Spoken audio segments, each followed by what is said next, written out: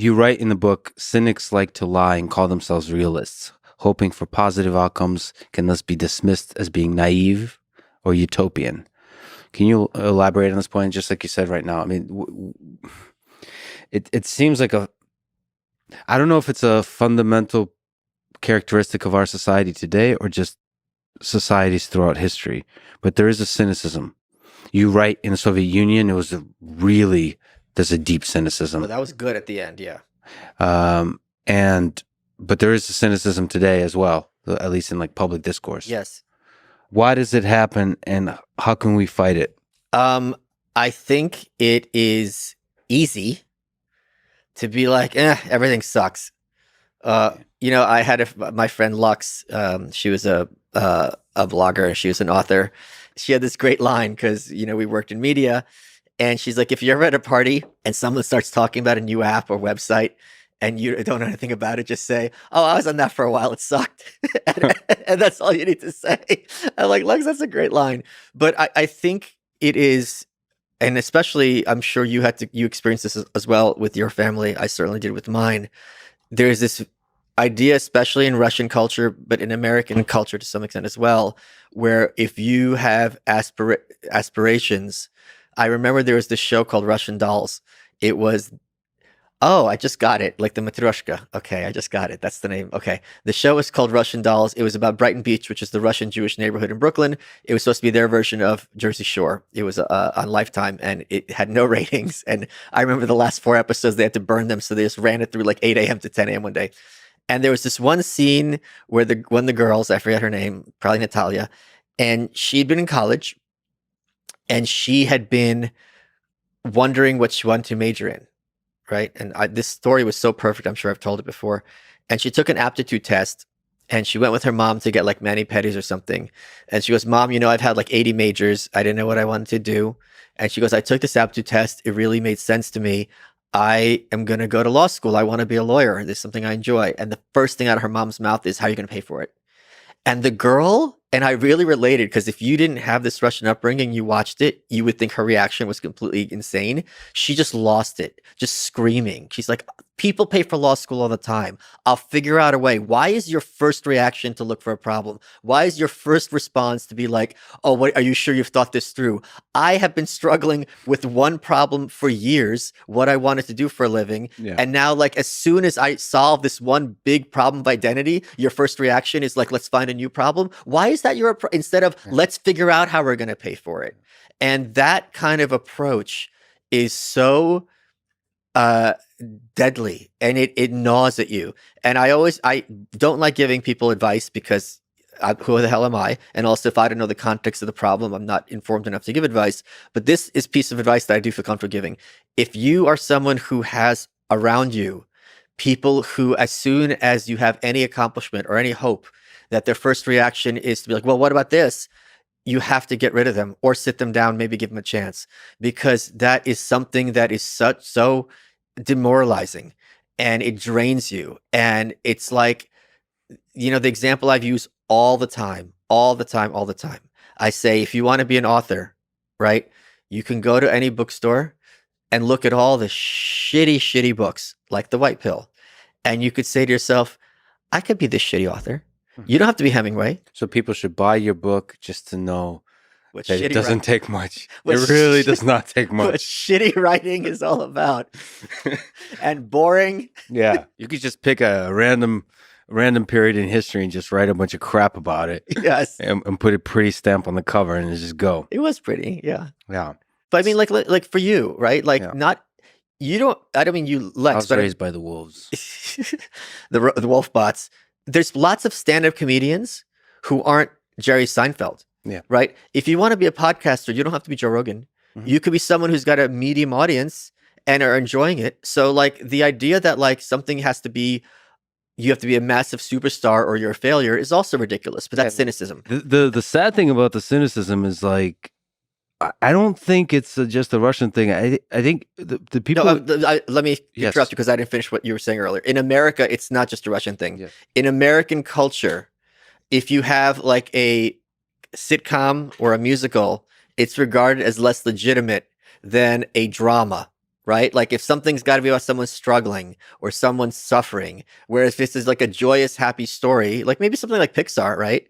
Like sure, they have conflict and they're going for something, but it's overall the background the universe is taking in is very joyous and happy. That is regarded artistically as less legitimate than something which is dark and the background is despair. And that very subtly sends a very, to me, pernicious message that that what's real is despair and happiness is the aberration. And I think if you have that as your mindset, you're setting yourself up for maybe not failure, but certainly not happiness.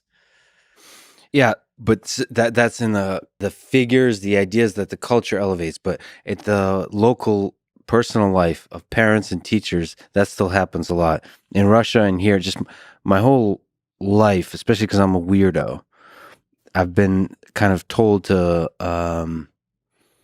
basically be less weird, be um, there's a kind of sense in where there's a certain path you're supposed to take in life.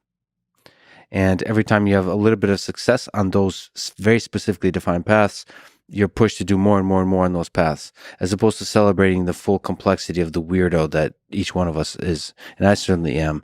And I just, teachers, even friends, and certainly family have constantly been very cynical about my aspirations, my dreams, and so on.